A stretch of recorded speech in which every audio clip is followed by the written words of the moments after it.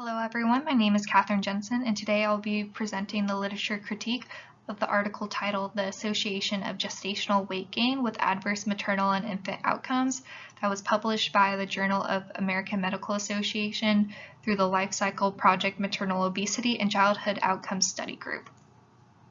So excess gestational weight gain has been associated with an increased risk of pregnancy complications, postpartum weight retention, and obesity in the offspring, as well as higher pre-pregnancy BMIs are associated with increased risk of adverse infant and maternal outcomes.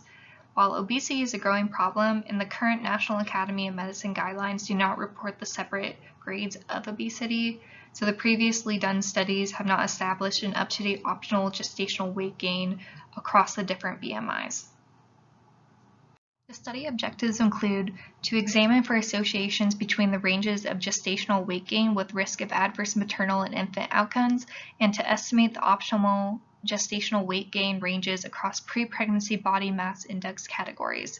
The only exposure seen was gestational weight gain, while the data collection method included 29 cohorts with the required data were gathered for the study, and they were chosen from existing collaborations within the Life Cycle International project. This was a meta-analysis of pooled individual participants of 25 cohort studies. The study population inclusion criteria was that there was a known maternal pre-pregnancy BMI, gestational weight gain, at least one maternal or infant outcome of interest, located in Europe, North America, Oceania. Singleton live birth occurred between the dates of 1989 and December 2015. The number of study participants, there was 25 population-based cohorts, which was 196,670 participants, while there were 4 hospital-based cohorts that acted as external validation samples, which was 3,505 participants. The seen measures of association included the estimation of absolute risk and also of odds ratio, which will be examined in the next slide, and the statistical stability was tested using a 95% confidence interval. So looking at this table shown, it shows the types of adverse outcomes that were examined within the study population. So if you look at the bottom at any adverse outcome, of the entire study population, 37.2% were at risk. And so the result of the study overall, so the lowest risk population of any adverse outcome with a risk of 26.7% were those with a BMI less than 18 and gestational weight gain between 26 to 27.9 kilograms, while the highest risk population with a risk of 94.4% was those with a BMI 40 or greater and gestational weight gain from 20 to 21.9 kilograms.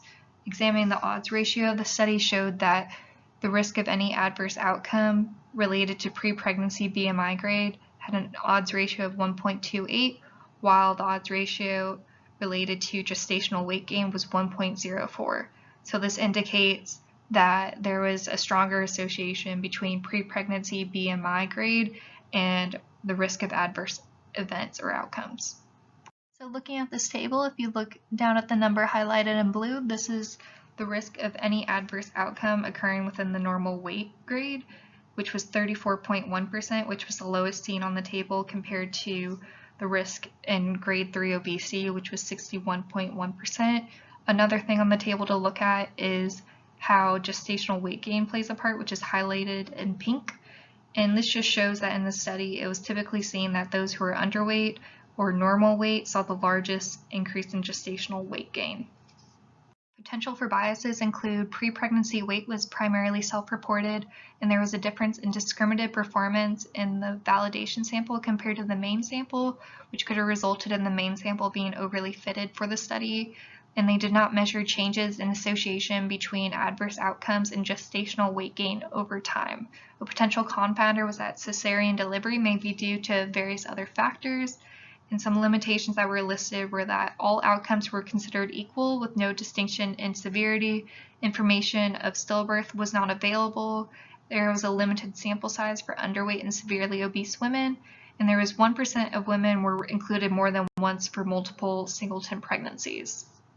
In conclusion, the study showed that pre-pregnancy BMIs are associated with risk of adverse maternal and infant outcomes, while gestational weight gain was weakly associated with the outcomes of interest in comparison.